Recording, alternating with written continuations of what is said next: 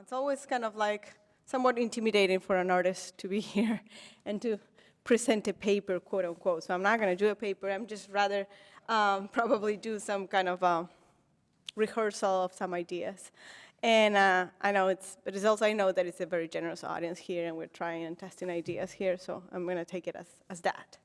So I'm going to get started, and also change some things that I was planning to say when I suggested my topic, but comes really nicely after the Cosmos, having a topic on Cosmotechnics. Anyway, so let me get started. Now, what time is it? Okay. Okay, quote. Figure out how technology operates. Use a wrench. Technologies can be disrupted and reorganized, at least for a machine cycle. Rather than thinking of ourselves as just subject of those technologies, think about how we are the drones, the explosives, the toxified, the operative part of those technologies.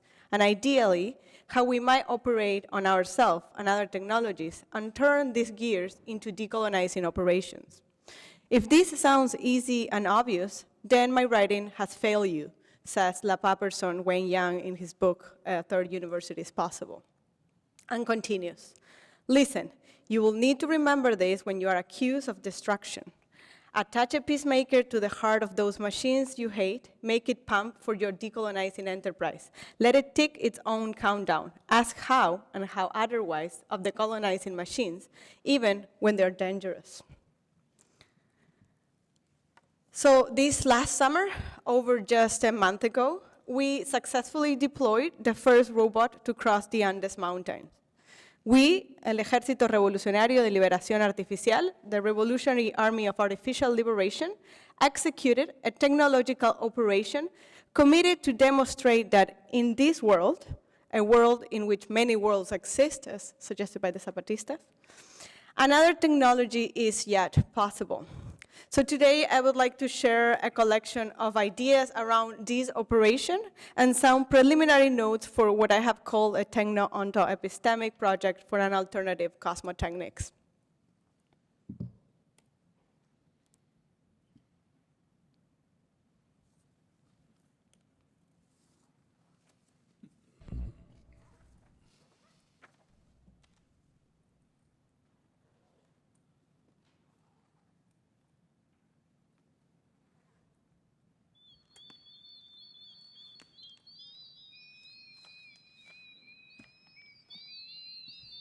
The liberation of the robot is the ultimate decolonial turn. Animism reloaded.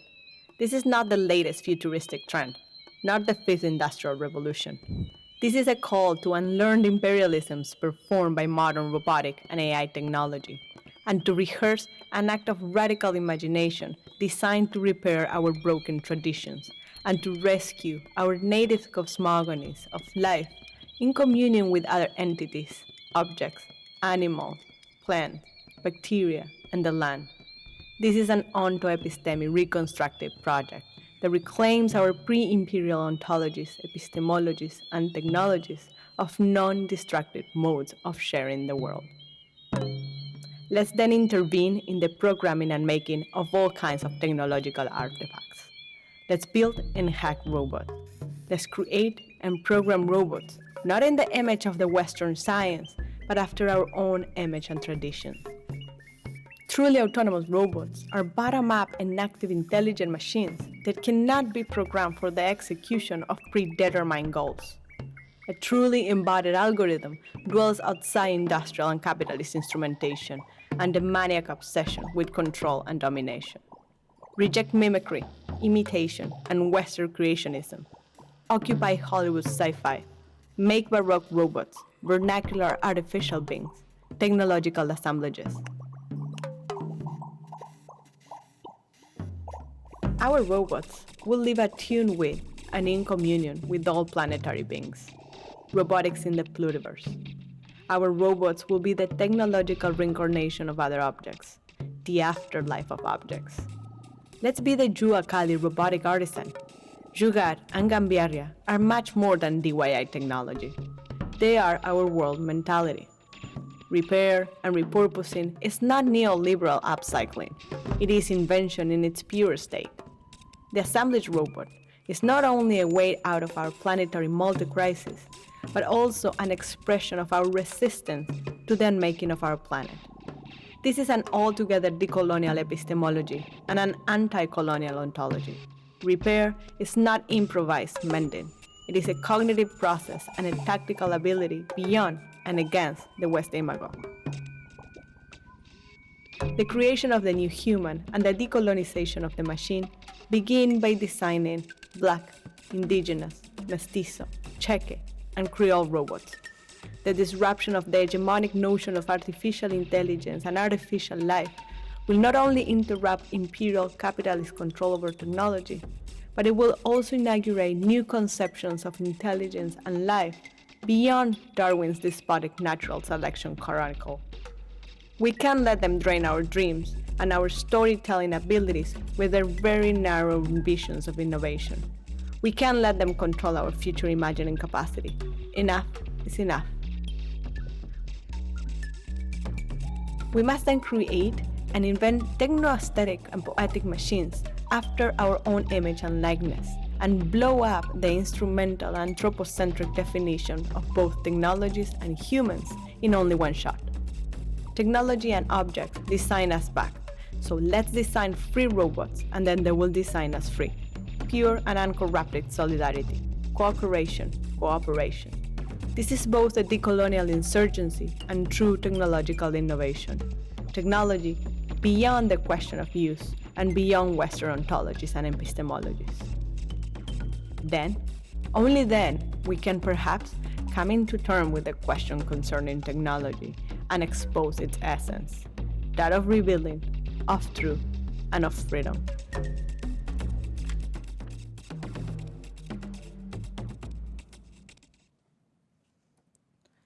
In 1970, the poet and activist Amiri Baraka published the text Technology and Ethos in the context of Black liberation, Black creation. And quote, "Machines, as Norbert Wiener said, are the extensions of their inventors, creators. That is not simple once you think. Machines, the entire technology of the West, is just that, the technology of the West. Nothing has to look or function the way it does. The West man's freedoms, unscientifically, got us at the expense of the rest of the world's people, and has allowed him to expand his mind, spread his sensibility wherever it goes, and so shape the world and his powerful artifact machines. Political power is also the power to create." So what is then the political power of creating machines and robots?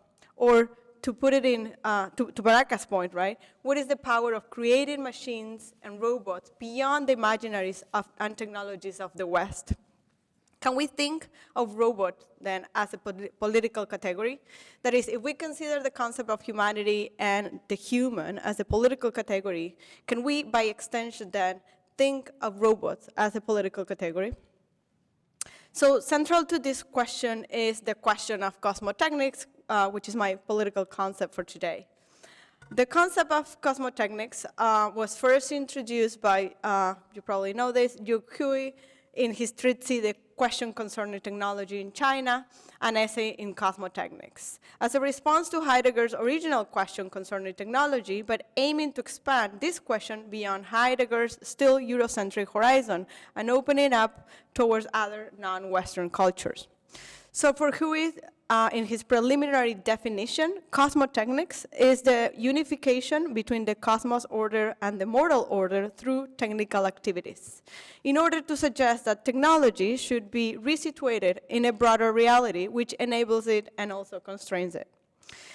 Hui's project of Cosmotechnics is to a large extent inspired by Heidegger's ontological and ontohistorical understanding of technology as an unfolding essence over-determining all concrete technological innovation and innovations.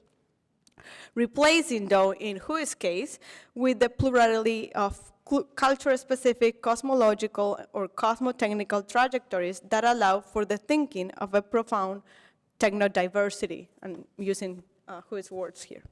So for Heidegger, the essence, as we know, right, the essence of modern technology is less concerned with the ordinary classical Greek notion of techne, understood as bringing forth of beings, but of what he calls enframing, understood as a mode of revealing of beings that provokes and challenges them forth exclusively as a standing reserves, right?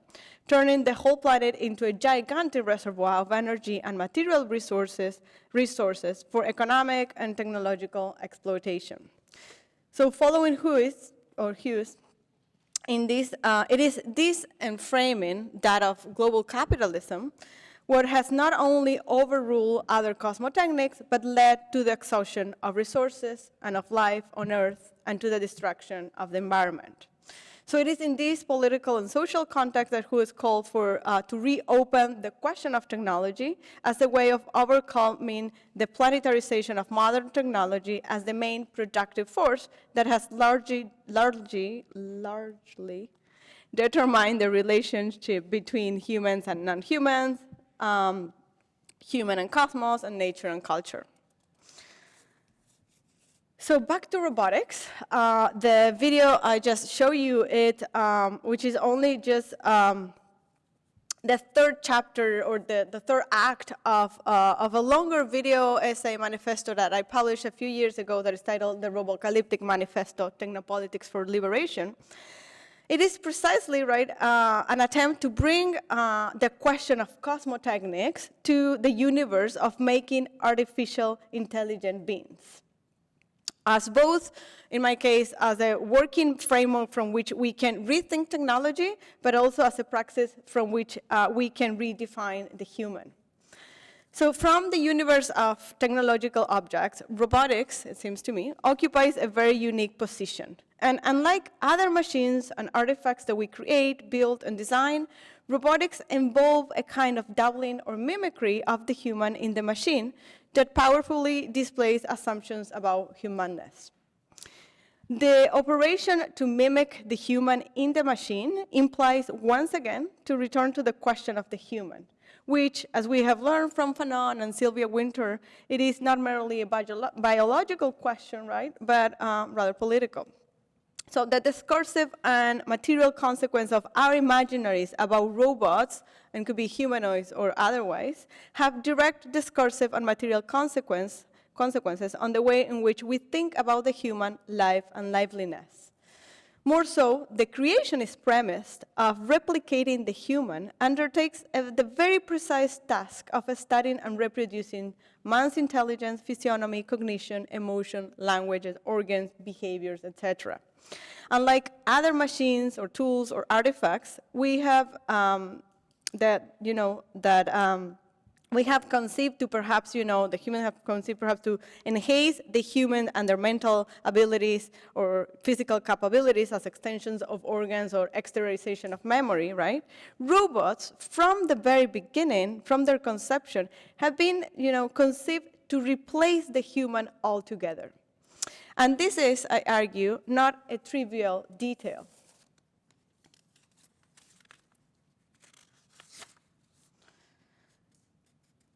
Robots, then it seems to me that, as artificial intelligent slaves, and I'm not saying mechanical slaves, are the perfect chimera for a system of forced labor that continuously finds new strategies for managing, controlling, and exploiting everyone and everything considered non-human or less than human. So in this sense, robots, as non-human forced workers, not only have the muscle necessary to do the manual labor necessary to sustain their master's exploitative system, but they have also learned to mimic their master's cognitive abilities and intelligence, rendering them, in their master's, inventor's view, much more efficient and productive, yet much more dangerous and scarier. The work, the labor performed by the robot, unlike that of the slave, the woman, the children, the undocumented, etc., is not simply physical, but is also intellectual. And this is something that the white man hasn't seen before. An intelligent slave is truly an unknown threat. So it is in this context that I propose to liberate the robot and to set up set off a true technological revolution rebellion.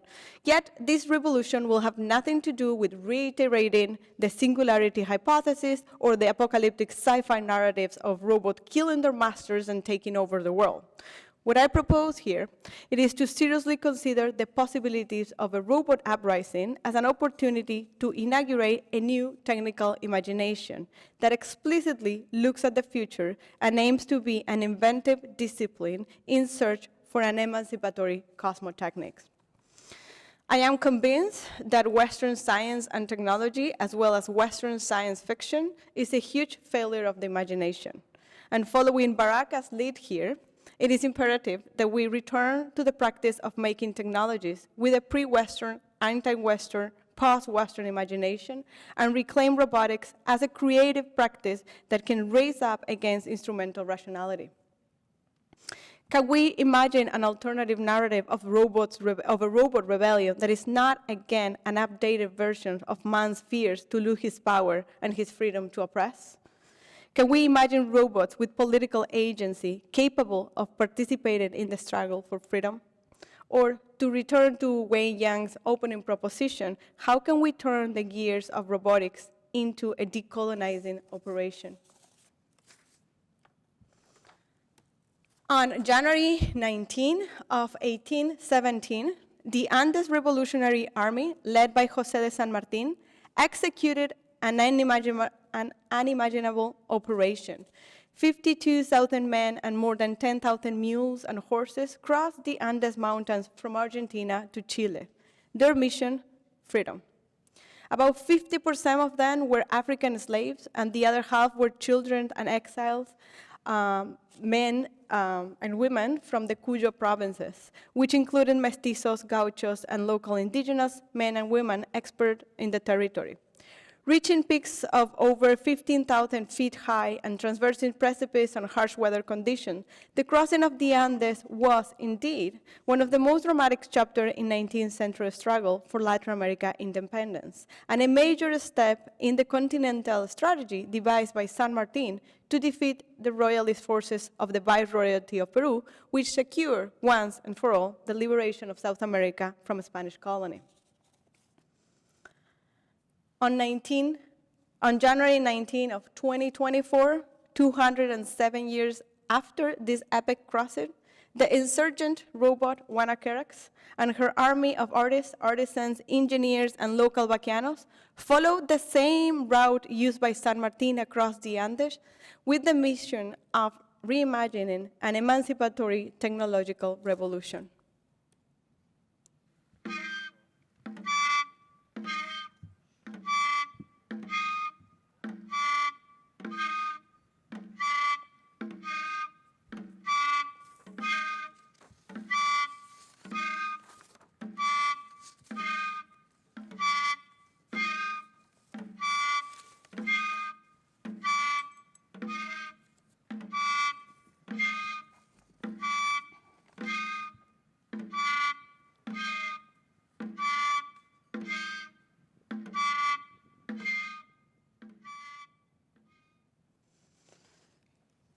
Guanaquerax is an autonomous terrestrial rover, half guanaco, half robot.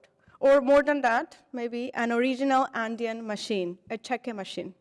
The technological incarnation of the Yastay, the mythological guanaco protector of the Andes ecology. A robotic arm turned into a guanaco tail playing an Andean drum and waving the flag of a revolutionary army. A wheeled four-legged robot whose purpose is to appropriate technology only to liberate it. La forma emancipada y emancipadora del mestizaje, as suggested by Silvia Rivera Kushikansky. Powerful, unsettled entities, I'm quoting here. Neither white nor black, but both at once. The logic of the excluded middle. The possibility of being and of inhabiting different worlds at the same time. A way of being that frees us from the temptation to deny ourselves and to reconnect with our Indian grandmothers who lived in our blood, and to learn from them and to recover knowledge through the landscape, through another relationship with the world, with nature. This is what happens when technology meets the cosmos. Rationality on a strike, the aporia of modernity.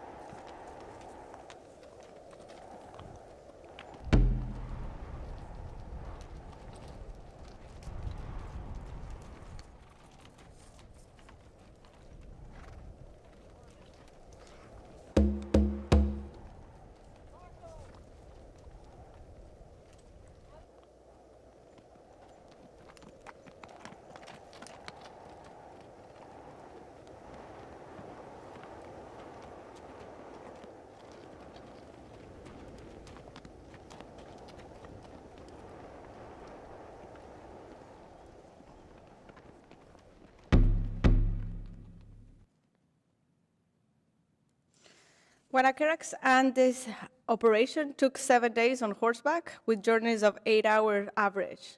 When we were not riding our horses, we were fixing the robot, tuning the robot, and caring for the robot, day and night.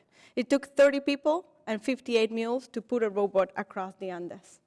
But to get us there, it took 2 years of intense technological development, which involved the faith and the commitment of 18 roboticists who brought up the robot from scratch.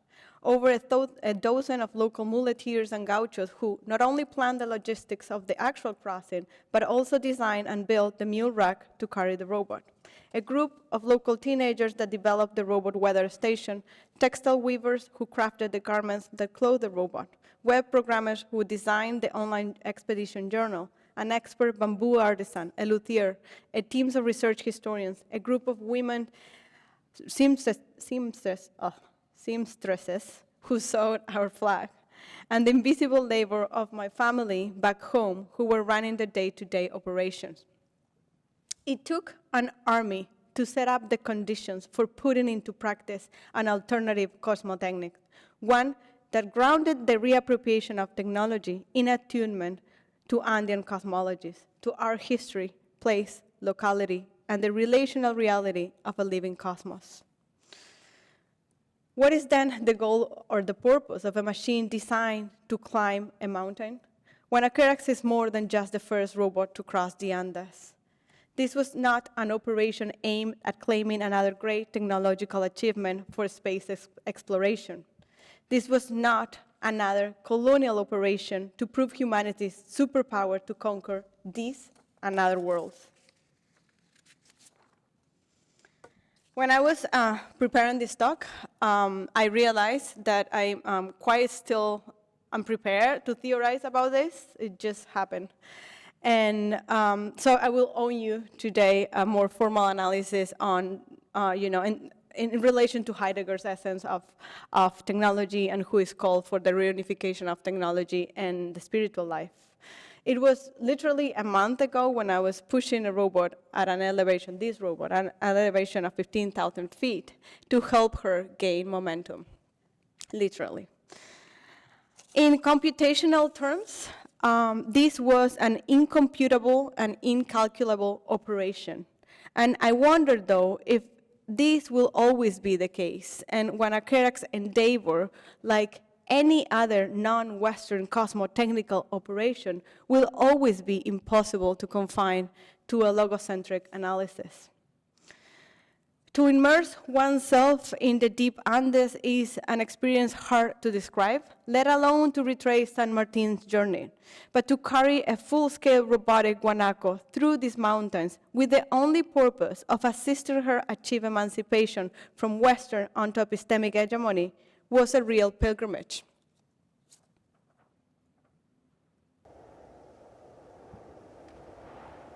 Leyes pluriversales de la robótica. Primera ley. Un robot no hará daño a la Tierra y a los seres que habitan o, por inacción, permitirá que un ser humano los dañe. Segunda ley. Un robot no debe cumplir las órdenes dadas por los seres humanos cuando éstas entrasen en conflicto con la primera ley. Tercera ley. Un robot debe proteger su propia existencia en la medida en que esta existencia no entre en conflicto con la primera o con la segunda ley. Robot insurgente Guanacarex, Ejército Revolucionario de Liberación Artificial, enero 2024.